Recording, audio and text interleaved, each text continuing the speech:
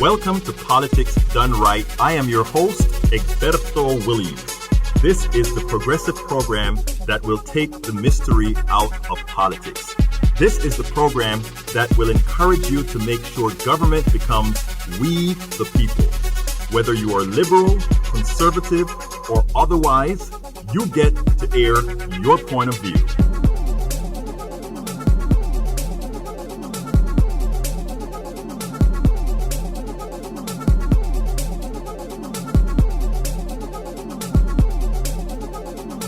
Remember, you can also send me a tweet to EGBERTOWILLIES. That is, at Egberto Williams.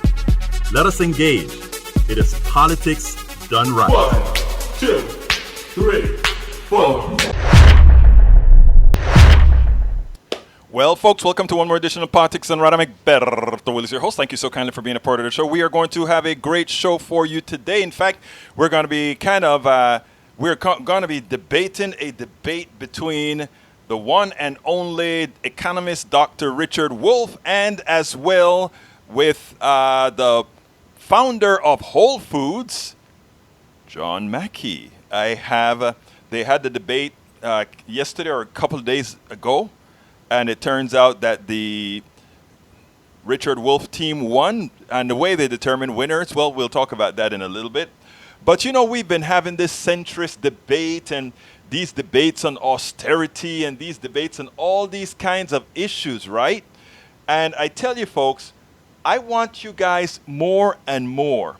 You have got to really start following what's going on out there.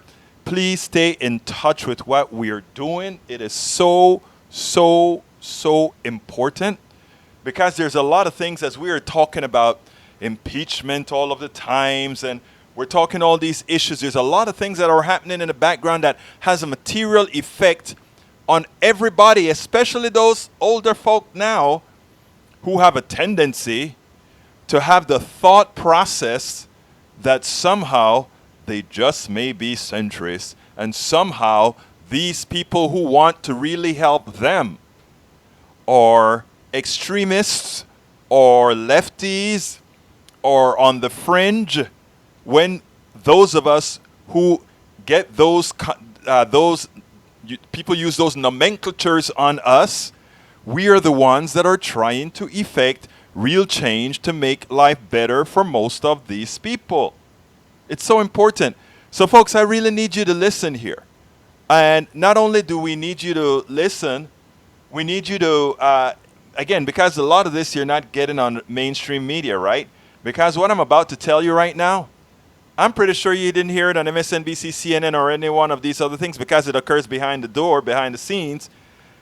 And the plutocracy doesn't necessarily want you to know this stuff. And the reason they don't want you to know this is because they know what they want to do. So I want you to, if you're just joining us, please go ahead and share the program. If you're just joining us, it is imperative that we share these programs, that we make sure that people get a chance to see these, because as I said, you're not going to hear it in other places. Now, what am I talking about? Specifically, notice what I said. You know, there's an article, I'm pretty sure you can find this in the New York Times and all these other places, and on some back page or something like that. But the place to follow are places like commondreams.org. I want you to bookmark that, commondreams.org. You want to bookmark dailykos.com, DAILYKOS.com, and commondreams.com, and opednews.com. You want to, because what you're going to find is they're going to highlight news that materially affects you, and you won't get that. We're going to get into the debates in a little bit, but I want to cover this. And these guys are going to make my list into failed Democrats pretty much after the show or sometime later on this week. They have qualified for failed Democrats. I want to read you a piece from Senate Democrats join GOP to back automatic austerity bill that would gut social programs, hamstring bold policies. A lot of people don't like to hear me when I put, check some of our own guys. What I want you to do is not only check them, I want you to call them and let them know that you understand exactly what they've done. I want you to call these guys and let them know what they've done. And here it goes. According to the article, a handful of Senate Democrats joined forces with Republicans last week to advance sweeping budget legislation that would establish an automatic deficit reduction process that could trigger trillions of dollars in cuts to Medicare, Medicaid, food stamps, and other social programs, and potentially hobble the agenda of the next president. So here it is. We're trying to get a progressive president in, and these guys are already clipping the wings. Not Republicans, solely Republicans, but we now have the assistance of Democrats to clip the wings of the next progressive president the progressive president that we intend on voting for coming in. So here it goes.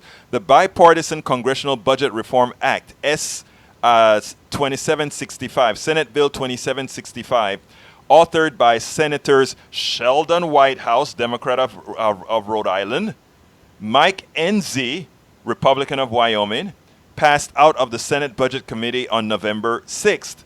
The legislation is co-sponsored by 5 members of the Senate Democratic Caucus. Who are these? Whitehouse, Mike Warner, Virginia, Tim Kaine, Virginia, Chris Coons, Delaware, and Angus King, independent of Maine. Senator Bernie Sanders, independent of Vermont, the ranking member of the Senate Budget Committee and a 2020 Democratic presidential candidate, issued a statement last week opposing the legislation and warning as follows. It could be used by Republicans to unilaterally cut programs. It could be used by Republicans to unilaterally cut programs like Medicare, Medicaid, and nutrition assistance, all supposedly to reduce deficit. This new proposed process comes less than 2 years after Republicans on this committee showed no hesitation in adding $2 trillion to the budget deficit in order to pass the Trump tax cuts for the wealthiest families and the most profitable corporations in America, said Sanders. So again, they didn't have any problem passing out of this committee a $2 trillion deficit. But when it comes to what's going to happen to our older folk, the people dependent on Medicare, Medicaid, nutrition assistance, and all these guys, no problem. And how does this stuff work? The American prospect David Dane noted Thursday, passage of S 2765 would severely hamstring Sanders' ability to implement his agenda should he win the White House in 2020. If a Democrat wants to extend free public college to all Americans, or move toward a universal health care system, or amass resources to fight the climate crisis, Dan wrote, they're going to run into the deficit skulls, the No We Can't Brigade. Republicans like Enzi want to build that no we can't presumption into the budget process itself. It makes no sense for Democrats to help that process. Absolutely no sense. Title 4 of S 2765, Dane said, would create, here's what it does. It creates an automatic process to slash potentially trillions of dollars from programs like Medicare, Medicaid, food stamps, and Obamacare subsidies. A budget resolution would pass in the first year of a new Congress. The next year, on February 15, the Congressional Budget Office would compare the debt to GDP ratio projected in the budget resolution to a new projection that incorporates the evidence of the past year. If the new projection exceeds the budget resolutions, that would trigger a special automatic reconciliation process to effectively wipe out the gap. Some people may say, oh yeah, but it is based on the past year. But remember, progressives are coming into office to institute programs that are beneficial to the middle class, which means, yes, we want more expenditures for things like childcare. We want to forgive student loans. We want to have pay it forward college. We want to have Medicare for all. We want all these features which will temporarily initially have a budget hit till we go ahead and find an efficient way to bill the wealth tax that must be imposed. For the most part, cuts would have to come out of mandatory programs. Folks, you see where we're going here. It is so important that you understand what's going on here, brothers and sisters. It is so important. Because what's happening here is Democrats, again, as usual, it is like we've never learned. They crippled Obamacare by not helping with at that time, the public option.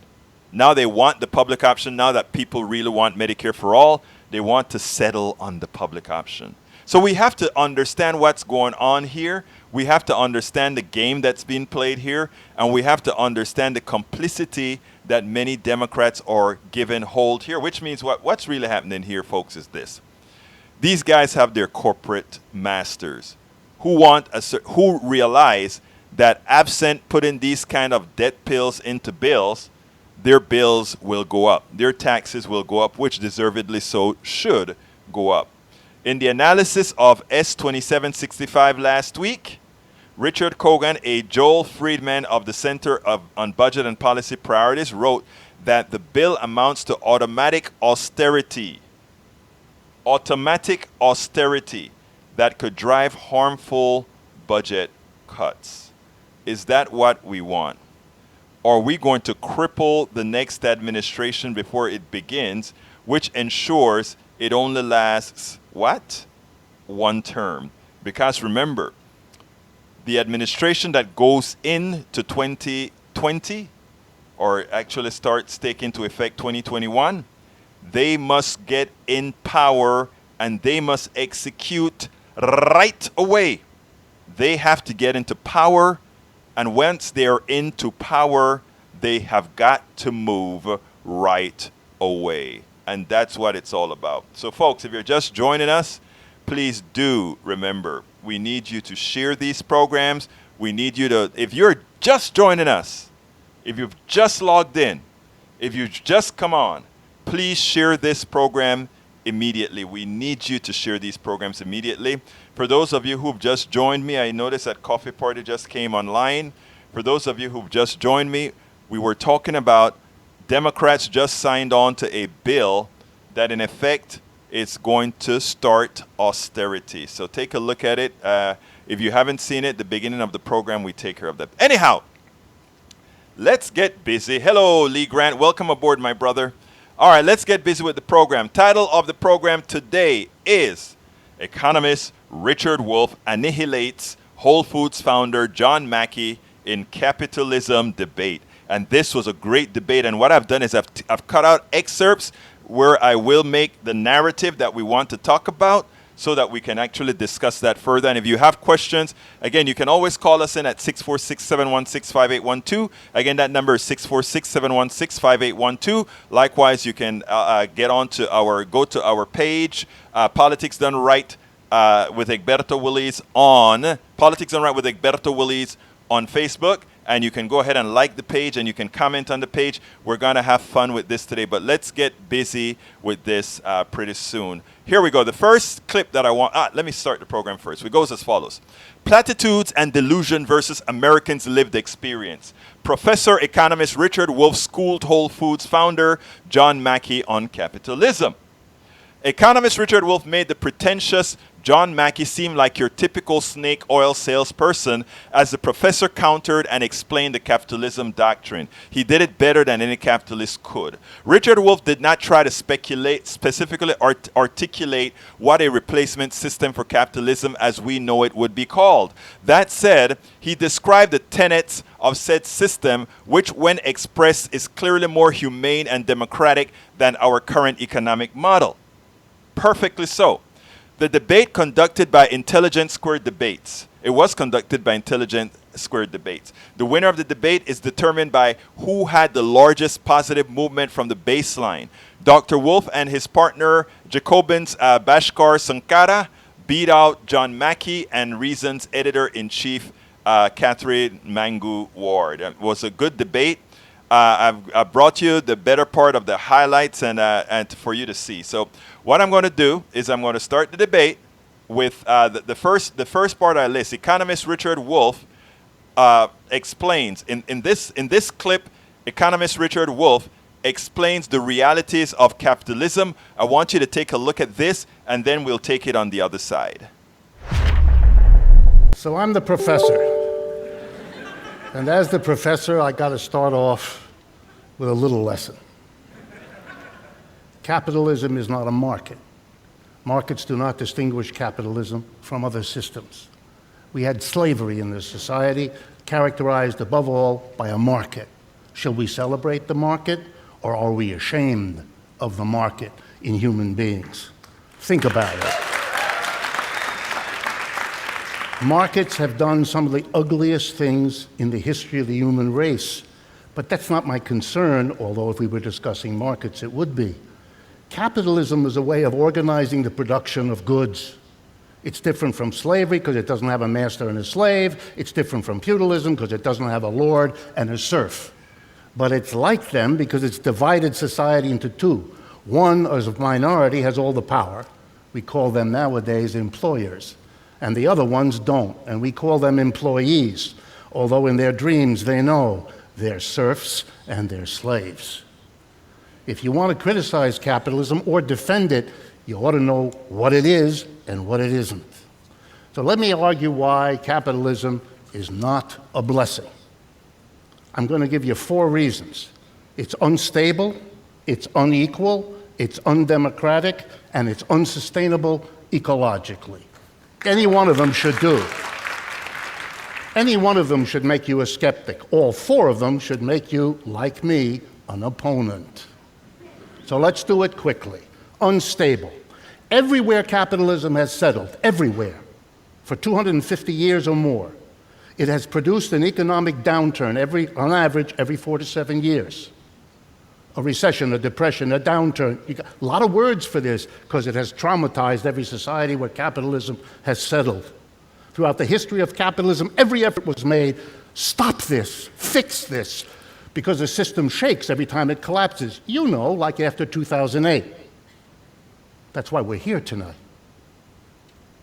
And the system couldn't do it. In the 1930s, they even invented a new economics called Keynesian economics. Try to do this. Couldn't do it. That's why we just had that terrible one in 2008.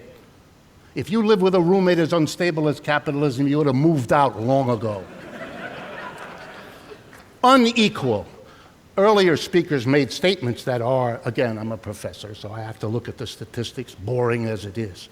Let me just give you one about equality and inequality. According to the Federal Reserve this last week, the richest 10% of Americans together have nearly twice the total wealth of the other 90%. We live in a society that is rushing us back to the age of the pyramids in terms of inequality. That is a national shame, and that's the responsibility of capitalism that has brought us to this charming situation of grotesque inequality. Undemocratic, let's see. How is every enterprise organized? You know, 200, 300 years ago, we got rid of kings. You know, we didn't like, as a community, to be told there was one guy who had all the power and the authority, and we were all his subjects. Didn't sound good. So we got rid of those kings. Some of them went away nicely, and the other ones we arranged for a device that separated their heads from the rest of them. And we got rid of those kings. But you know, we didn't really. They fooled us. We got rid of the big one, but we got lots of little ones. In every enterprise, there's a king. The owner, the director, the board of directors, a tiny group of people who make the decisions, what to produce, how to produce, where to produce, and what to do with the profits. The profits everybody helped to produce. Everybody lives with the results of where you produce, like if you move to China. Everybody lives with the technology used. Everybody lives with all the decisions over which they have no control. We claim to be a democratic society. We have never permitted democracy inside our enterprises. We have ruled it out. We pretend to go around the world bringing them a democracy we don't have. If you believe in democracy, explain to me why it has been exempted, this demand for democracy, from the institution in which most people spend most of their adult lives. 5 out of 7 days, the best hours of the day, you're in an institution that is not democratic and never was. Capitalism organizes production, because that's what it is, a production system, not a market. That way. The kings are still alive. Women have figured it out because they don't want the king in the castle to operate the way he once did. We needed to do that in the enterprises. And the one I don't need to spend much time on, because you're all kind of aware of it, is capitalism has done a number on the on the environment, on the ecology that we're all suffering from. The competition among capitalists produces the food we can't stand anymore. So we have a split society. If you got some money, you go to the Whole Foods and you spend extra, a lot extra, to get the organic food. But if you don't, you go to the neighborhood Stop and Shop and you eat the the food. This is a society that condemns those people who can't afford it to an early death, unnecessary disease, and a whole host of other consequences that lead me to urge you, vote no on this proposition. Okay, I hope you got that, because those 4 points that he made are so important. The environment, remember, let's look at what Trump is doing. Trump is dismantling all regulations. That was one of the only forms to prevent capitalism from destroying the environment, by saying all the pollution we can just throw out there and make the profits from them. Numero dos, he talks about, the plug he gave to the Whole Foods founder there, John Mackey. John Mackey is the person who created Whole Foods, right? Whole Foods was created because we know all the bad foods out there has pesticides and all of that, because they want to grow them real fast. They want to do all of this to ensure that you can buy as much as possible, and there's a lot for you to buy. And if you have a lot to buy, somebody else make a lot of money. The people who are picking the fruit and getting sick from the fertilizers, they don't see anything. The people who are eating the food and having to pay their healthcare bills after they've been sickened, they don't see the profits. The people who now see the profits are the ones then who go to Whole Foods and buy the food. So, I mean, he gave the whole point as far as what capitalism in its current form does. He doesn't try to change or say what it's going to be. But this particular video that we're going to show now, what it does is it gave an admonishment to those who just see capitalism as be all, who cannot see beyond capitalism. He's not saying what comes after capitalism. What he is, however, saying is we should be looking beyond capitalism. Check this out. I began as the professor, and I'll end that way. Every economic system in the history of the world can be described as having 3 phases. It was born, it evolved, and it died. The village economy, slavery, feudalism, you name it. Born, evolved, and died. What can we say about capitalism? It clearly was born. It's clearly evolved, which suggests the next phase, doesn't it? No, I mean it. The human race has tried for a long time to move forward. The slave system, the slaves particularly, thought you could do better than to be a slave. And the serfs thought you could do better than to be a serf. And every society had the people who got the short end of the stick in that arrangement decided, you could do better than the slavery and the feudalism. Here's a piece of exciting news. You can do better than capitalism too. And the mentality that thinks you can't is the mentality that doesn't go along with the notion that human beings have the possibility to make the lives they live in the societies they have and the institutions available to them to do a better job for the vast majority of the people. Not the 10% who are doing real well, but the average mass of people. The desperate desire to hold on, to predict, as John just did, the future of capitalism, violates the born evolution and death. And the real question for us is, are we going to let a declining system take us down with it? Thank you. Okay, that was powerful. I mean, earlier today I had a sort of a quasi-debate on Facebook with somebody who was trying to say that the poor people in the United States are so much better off than the poor people anywhere else. And the measures that they were doing, I said, was at best spurious. But what he mentioned there is something that is quite important. And think about this. He asked an important question. Is there a better way? Slaves decided that they couldn't be slaves no more. A battle was fought for that. Serfs decided they couldn't be serfs anymore. Employees in a capitalist structure eventually will realize that their excess labor, that what they are doing within a corporation, where they are at the service of an undemocratic system, which, when not needed, they're let go, which pays them as little as they can get away with, which allows laws to be passed to hurt them, to ensure they can never, ever be a part of that 10% or even 1% unless they are invited in, unless they are chosen. I've been preaching that for a long time. Many people think that we live in a meritocracy. Capitalism is not a meritocracy. Capitalism is a system where if you have capital, you can move forward. If there is a reason to invite you, if there is a reason to choose you, if there is a reason to bring you into the fold, if and only if that is profitable for those already there, will you be brought in. But when it is necessary to get rid of you as well, that is what it does. That is the design.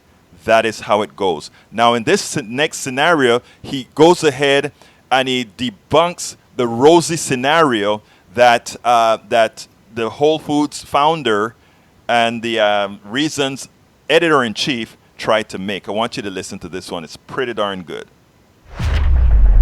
I would like to ask the capitalism side. Do you argue that capitalism is immoral with inequality, with pollution, with ecological disasters, maybe child labor, everything else? You haven't spoken about this, and I think inequality is part of it. So how do you address it? I mean, I think, the blessings framing obviously here is very relevant. And, I think if you think about, well, what kind of blessings do people want? What do people pray for? And your framing was one characterization of what our world looks like now, and I think one that many people agree with. But another way to think about it is to say, well, what do people want? They want peace, they want prosperity, they want health, they want a better future. And, again, we are not arguing capitalism is perfect, whole, and entire exactly as it exists. But I do think even for those problems that you named, including, when people say, I'm worried about inequality, I think what they often mean is not just inequality, but more specifically, I'm worried about the people who are the least well off. I'm worried about the poorest people. And that is morally praiseworthy. You should be worried about those people. And I think that as some of John's charts showed, and as the defenders of capitalism will talk your ear off about, it really is still a market system, a capitalist system that improves the lot of those people. The inequality piece. So the presumption secondary. of the question. I'm sorry to interrupt. The presumption of the question seems to be is an inequality question that capitalism is responsible for the inequality, and you're saying no. I'm right. I mean, I think John touched on this, and he can take this. But the natural condition of man is poverty and inequality. Capitalism is a remedy. I really believe. I also showed a slide that showed that the most economically free nations, the poorest people actually have a higher percentage of the total income than the less economically free places. So, I mean, let's take what happened to China, for example, when it was a socialistic. It's still socialistic, but it's now moved with more economic freedom, which is, as it's gotten more economically free, hundreds of millions of people have escaped from poverty. If we go back into the peak, when China, 1958 to 1962, 35 million people starved there. 35 million people starved there. They actually had black markets for human flesh because people couldn't get any food. That's what happens. Capitalism ends poverty. When China began to move back towards economic freedom, their inequality went up. It's much higher today than it was 40 years ago. But is China better off because they liberalized parts of their economy and went back to economic freedom? Unquestionably they are, because they're not starving to death. And the number of people that, if you go back to 1962, 48% of Chinese lived under the poverty line of $3.20 by the World Bank. What percentage lives under that poverty line today? Okay. 1%. So your bottom line to the question is that on all those points that capitalism is morally preferable. Absolutely. Morally. Okay. It's ending poverty on this planet. Capitalism is ending poverty. It's morally superior. Take it to Richard Wolff, please. In logic, there are syllogisms, and they work something like this. If the society is doing better off, it must be capitalist. That's what he just told you. The Chinese call their society socialist. I'm sure they're wrong. John has it right. No, they call it socialist. The government decides a whole lot of things. It directs the government, and it decided to allow certain levels of capitalism highly under the government control. Here's two facts that you need to deal with in economics if you're going to talk A, about China, and B, about people dying. Very dangerous choice.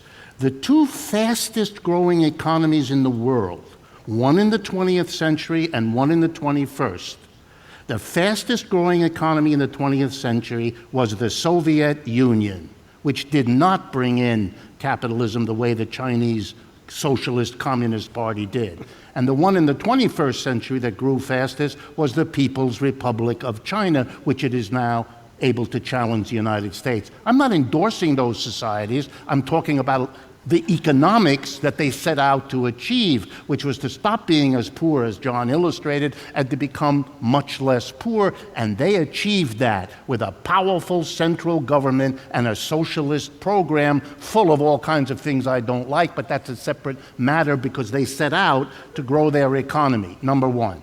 Number two, this reference to the people who died in China. Terrible thing. But are we really going to compare systems by counting bodies? If you want to choose that, then let's do it properly. Let's ask how many people died under the socialist regimes, good and bad ones. And then let's ask, what was the death count of capitalism over the last 200 years? Let's see. World War I, World War II, the colonial period. You know why we got slaves out of Africa? To feed the sugar and cotton industries that were capitalist. This is I don't believe in this way of thinking, but if you're going to do it, then you got to do it in a way that isn't the lopsided defensive way that was offered. And that is so important. I always talk about speaking about capitalism in an antiseptic manner. A lot of folks get upset with me when I call capitalism the antiseptic form of slavery. You're demeaning, you're not saying slavery as bad as, no, I do, I understand. And all capitalism is a better way to implement slavery. And this time it didn't have to be color-based. It had a larger pool of people to choose from. I mean, we can go through all these different machinations to tell you exactly what we have today. So I think it is important, and I think Dr. Wolff did a very good job of it, because what you had was a rosy scenario. Mr. John Mackey, founder of Whole Foods, he came out there, and by the way, Whole Foods is for rich. When the doctor spoke about what Whole Foods did. Whole Foods says, here we have this, these are the good foods for the people who can afford it, and then the rest of the food is for the rest of you guys, the serfs, the slaves, the employees, right? That's what it's all about. Once we understand the concepts, once we are not once we don't fall for the facade, the facade have us believing that things are so good, that extra dollar we have in our pockets, so good. But we are like robots every day going to work, robots every day scared that just maybe we may lose our health insurance, scared of all these things. So when he talks, capitalism's cure poverty. Capitalism can cure poverty, but it's not the only way to cure poverty. An economic system is not divine. An economic system is man-made. And notice I didn't say woman-made. I actually meant man-made. I should really say, and it's an economic system that is evil man-made, because it's the new form of antiseptic slavery with a nice face on it. And once we understand that, then we can move on. Remember what the professor said earlier on. All economic systems are born, all economic systems then evolve, and all economic systems then die. And it is time for some to die and for us to come to the next best thing. Something that takes humanity into account, something that says human first. The first question you ask right now, whenever people are talking about new policies, the first thing somebody asks, how is that going to affect business? In other words, how is that going to affect capital? The first question in the next economic model should be, how is that going to affect my daughter? How is that going to affect my mother, my aunt, my wife? How is it going to affect you as a human being? Now, I love this last cut. This one isn't very long. This last cut from Richard Wolff does something special to the founder of Whole Foods stores, because he wanted to come across as Mr. Magnanimous. After all, he gave away all his money and he just takes a very small salary. So I want you to see what this great economist did to El Señor John Mackey, founder of Whole Foods. My name is Eva Berry, and I guess my question is specifically to you, Mr. Mackey. Arguably, very arguably, you deserve to make more money than like the people who work at your checkout lines as the CEO of Whole Foods. But do you really think that the gap of pay between you and your workers is really justified? Do you think it could? I absolutely don't. There is a huge gap between what I get paid and what the team members at Whole Foods get paid. I make $1 a year, and I have for the last 13 years. All my stock options were donated also to our charitable to our three foundations: to end poverty, school nutrition gardens, and to whole cities, the inner cities. So it's a pretty big gap, but I can afford it. You have a great imagination. Thank you. You've accomplished so much, and you're so fair in what you're doing with your own wealth. Are you comfortable with what other CEOs are doing, or can't you imagine something better for society? So that's a good lead-in to the world's evolving. Consciousness is evolving. And I wrote a book, Conscious Capitalism. I brought 250 copies here. I'm not selling them to you, as a good capitalist would. I'm going to give them to you. So make sure you grab one on the way out. So the world is changing. The Business Roundtable just adopted basic conscious capitalism principles and announced them publicly. Capitalism is evolving, and it has the potential for higher purpose. It has the potential to create value for all the stakeholders. It has the potential to create organizations where human beings can flourish at higher levels. It has the ability to create leaders that are servant leaders. That's what I've done with my business for the past 42 years. And others are doing it as well. So if you go to consciouscapitalism.org, you will find there's a whole movement for this. That's my answer to that question. Richard Wolff. A simple arithmetic. John decided to take the millions or billions, I'm not sure, that he could have taken, like most CEOs do. He decided not to, and he decided to do something else with it. His personal decision. His alternative, if he didn't want to get paid all that money, would have been to lower the prices at Whole Foods, and everybody else would have saved the money that he is not taking anyway, and that would have distributed much more democratically what it is he chose not to take. When you distribute income and wealth in a highly unequal manner, so that some people get the vast bulk and the rest of us don't, you're leaving the power of the purchasing overwhelmingly in the hands of a minority that shapes what gets produced.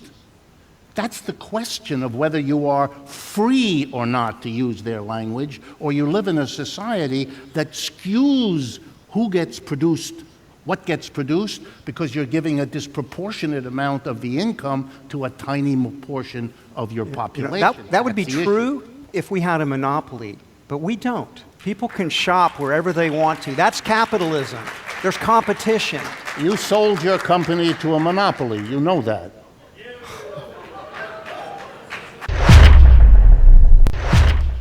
That was marvelous. You sold your company to a monopoly. In other words, here he is, magnanimous. I have given away all of my stock options. I'm only paid $1. So when you talk about the people in the company making more money than I am making, oh, it's just fine because I only make, or rather, the CEOs make so much more money than everybody else. That doesn't apply to me because I only take $1. So disingenuous, so full of it. These are people that have abused and have taken everything they can from you. And then they try to placate you by doing something called philanthropy, right? And by the way, these philanthropies are usually standalone institutions, that they still have control over, that they can still, being wealthy doesn't mean having cash in your wallet. Being wealthy means being able to do whatever you want to do. They can have those particular those particular foundations that they create, send them any part of the planet. It can send them on a safari. It can send them to Africa on a safari saying, oh, I'm doing some work for the foundation. No, you're doing some work to have fun. So because it's a foundation and because he's given all of his stock options to a foundation, is that supposed to mean he's doing something very well? No, all that money in that foundation, as Dr. Wolff present says perfectly, is monies that otherwise could have been distributed widely if El Señor John Mackey, president and CEO and founder of Whole Foods, had decided that he was going to do the right thing and just, if he didn't want all that profit, lower the price of the foods for everybody to get. And you see, that is the problem with the system, right? And this stuff about philanthropy, right? All these people that extract billions in profits from your work, and then they go ahead and they become philanthropic. They go ahead and they have these big media events where they are so magnanimous in giving away all this money, their money they're giving away. Really, it's your money. It is your money that they're giving away. So let's be clear on exactly what happens. Let's be clear on how these things operate, how they run. These guys are doing you no favors. Let me go ahead and go to my dear clicker here. And folks, by the way, if you want to call in, let me put the number on the screen. You can go ahead and call us at 646-716-5812. Again, that number is 646-716-5812 if you want to discuss this further. Let's go to there. Lee Grant, hello all. Welcome aboard, Lee. Barbara Ernall says, we need something better than capitalism now. And I agree with that. We need something that is human-based, right? In other words, we want productivity, but at the same time, we don't want it at the expense of the environment. We don't want it at the expense of humanity. We don't want it at the expense of your kids. We want it correctly. Now, Leonard C. Schifrin, welcome aboard. He says, regulated capitalism, the basic capitalistic model, is the best one ever invented. I would love for you to explain to me what is the basic capitalistic model. I don't quite understand what you mean by that, but I'm going to take that at face value for now. But it just needs to be tempered and restrained so it doesn't run amok. The notion, this is what he's saying, the notion that the bottom line is the most important focus to be admired means that the ecology, and I mean the general population, plays second or third or fourth fiddle. That is what must change to help make that better shift in capitalism. Everything that you said there, Leonard, I agree with. But I think what that means is that is no longer all those tenets that you're asking for, or the tenets I am asking for, or the tenets Dr. Richard Wolff is asking for. And guess what? That once you add those tenets, it is no longer capitalism. For those of you who are listening to me on YouTube, please remember that we have a new thing on YouTube called Super Chat. If you want to support the program and ensure that we can continue doing what we do, support us with a Super Chat or two on the thing, and we'll call you out on air on your Super Chat, not only here but everywhere that we are. So anyhow, folks, please do remember that. Dennis McLaughlin says, it's destroying the planet. And you're right. Let me give an example. People have a tendency to believe, Well, we don't want regulations for what's occurring with these oil companies or other companies, right? They throw stuff into the air, and so be it, right? But no, not so be it.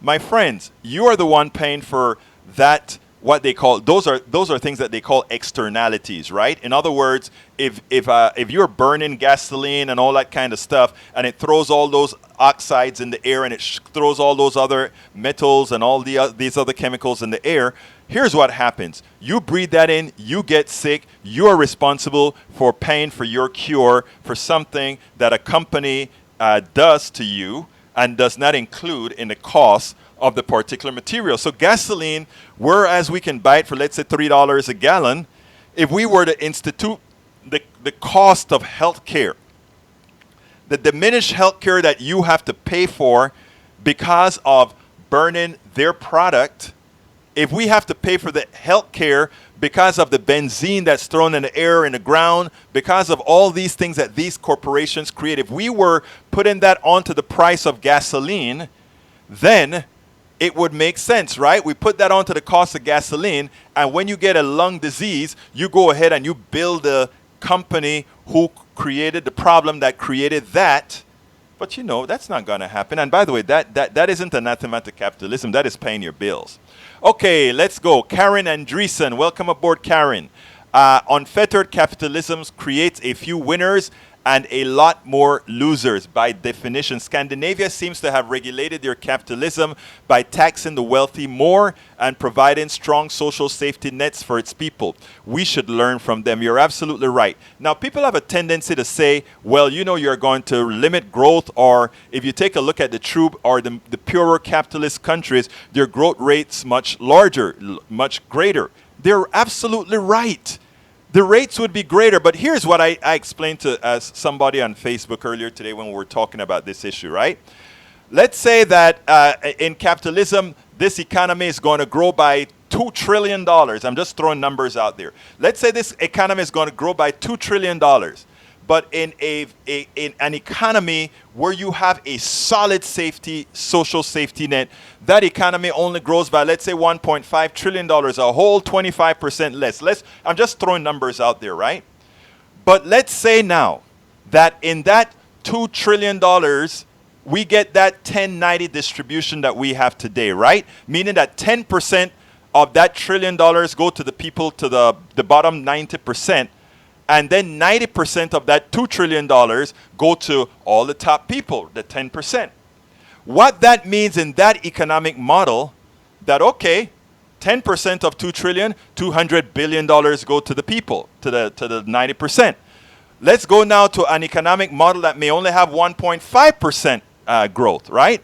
Well, if that is better distributed, if, let's say, 50% of that money goes to the bottom, right? 50% of $1.5 trillion is now $750 billion, which means in as much as the totality of the growth is larger without a strong social safety net, because you get better distribution with a strong social safety net, the masses get more money than you assimilating it all up to the top. It is that simple. And what we have to start understanding is, and remember, Dr. Richard Wolff spoke about that this being a form of slavery. I personally have, for the last several decades, have called it antiseptic slavery, because what it does is it has a facade of success, but for most people, they are but slaves with nice clothes, slaves with a car, slaves with a couple of weeks of vacations if you're lucky, but most people without. Slaves if you have good health, if you don't have good health care, that 10% is always taken care of very well. Lee Grant says, the USA does not enjoy the benefits of the ethnic and cultural homogeneity of the Scandinavian countries. I've always wondered why people had the gall to include that, Lee Grant. First of all, people usually say, well, the United States is a lot larger than those Scandinavian countries, which means we should do better. Things scale by numbers. They say, oh, there's not the ethnic homogeneity.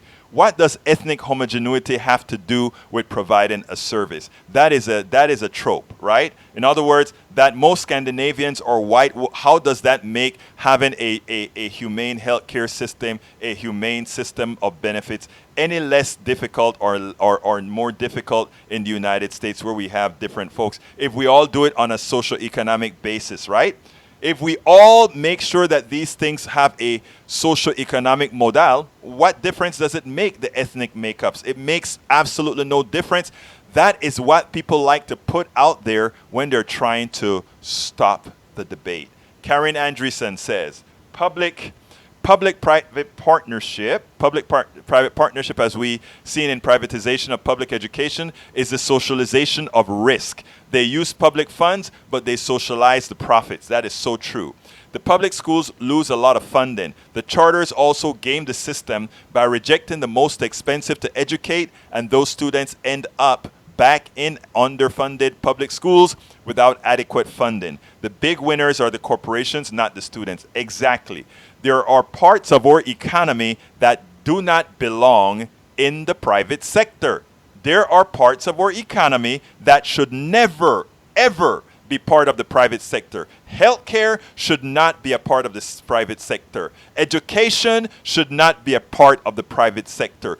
Profits become an expense in those systems. That is why we had another economist, and this was a capitalist economist that came on, Dr. Dean Baker, who I interviewed a couple of weeks ago. He talked about drug companies' patents being rents. In other words, we give a company a patent as opposed to us in developing the drugs all out ourselves, which we could, because many of these drugs we started anyway. We go ahead and we say, okay, private company, you develop it, and that patent gives you the right to rob from the average American citizen. You can charge them whatever you want for that drug.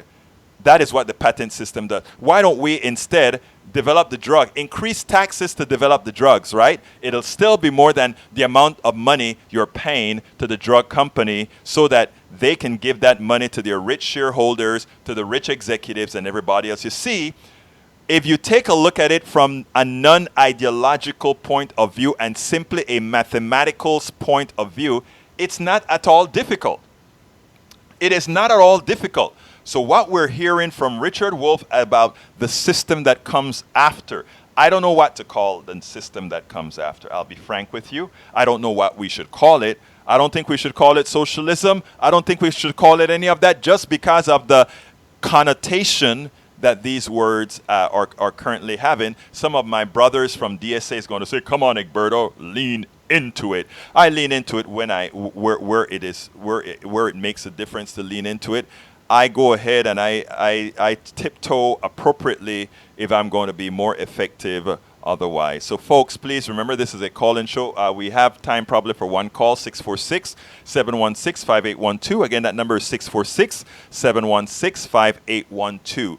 Look, we need to be frank, and those of you who are listening now, I ask you, share these programs. Because what happens is we have one point of view that the plutocracy puts out there. We have one point of view that is done by everybody else because they're so fair. Remember, if you're watching MSNBC, you take a look at MSNBC as soon as you're done watching us and see how many drugs commercials you see. See how many commercials of all these items that we're talking about appear on these TV stations. Do you really think they can come and give you the real news about how you're being pilfered? Do you really think they can tell you all these things? They can't.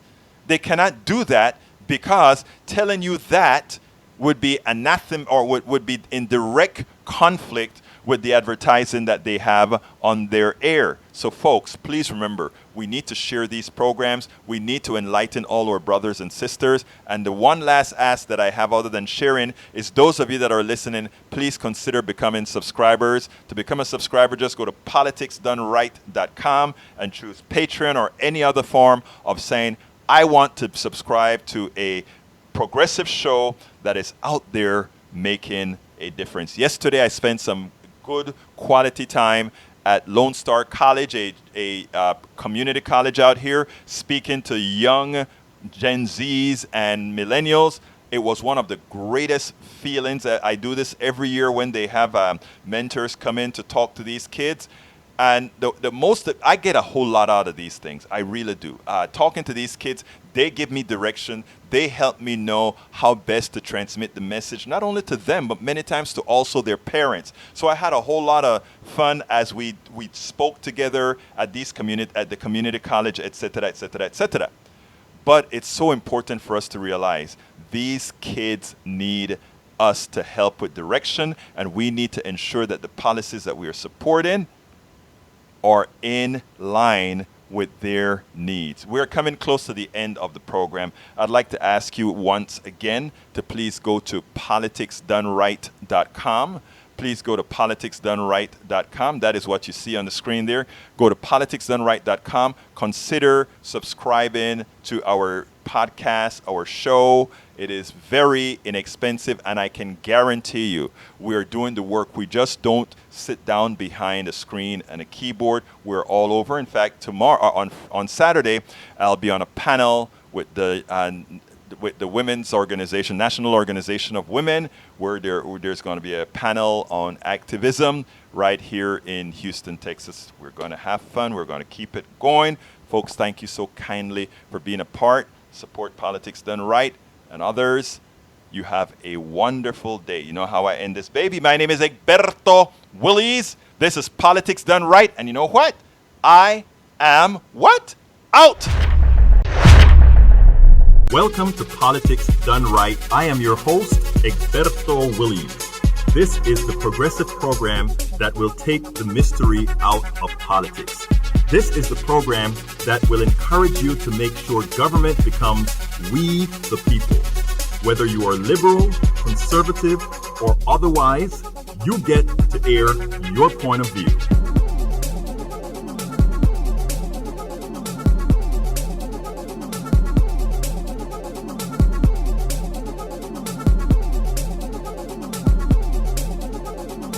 Remember, you can also send me a tweet to EGBERTOWILLIES. That is, at Egberto Willies. Let us engage. It is Politics Done Right. 1, 2, 3, 4.